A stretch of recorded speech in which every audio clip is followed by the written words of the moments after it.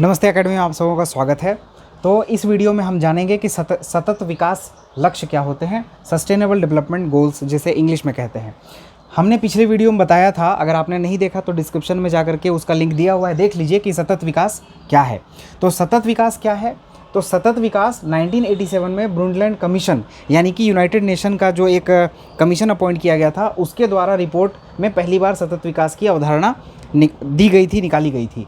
अब उसी सतत विकास की अवधारणा के तहत सतत विकास लक्ष्यों को रखा गया है, जिसे कि सितंबर 2015 में यूनाइटेड नेशन के एक असेंबली में ये अवधारणा लाई गई थी कि पूरे विश्व में सतत विकास को लाने के लिए या सतत विकास की प्रक्रिया को सुचारू रूप से चलाने के लिए कुछ लक्ष्य का निर्माण होना चाहिए।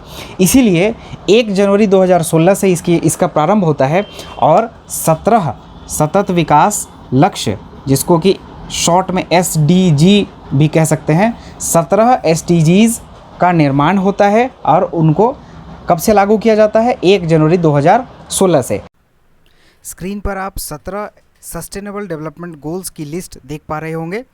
जैसे इसमें पहला है नो पॉवर्टी, यानी कि पूरी विश्व से गरीबी को समाप्त करना। दूसरा है भूख को समाप्त करना। इस तरीके से 17 SDGs का जो लिस्ट है, ये मेरे ख्याल से आप लोगों को याद कर लेना चाहिए, ताकि ज़रूरत के हिसाब से, चाहे वो MCQ में पूछा जाए या फिर रिटन एग्ज़ाम में पूछा जाए, आप बेहतर तरीके से इसको लिख करके या उपयोग करके इस्तेमाल करेंगे। क्योंकि जब भी आप जब कॉम्पिटिटिव एग्ज़ाम्स की तैयारी करते हैं तो कई बार सतत विकास लक्ष्यों के बारे में आपसे पूछ लिया जाता है, और ख़ास करके जब आप सिविल सर्विस की तैयारी करते हैं या किसी रिटन एग्ज़ाम में बैठते हैं जहां आपको लिखना होता है, तो आप अपने आंसर्स में इनको शामिल करेंगे तो आपको बहुत अच्छे मार्क्स आएंगे।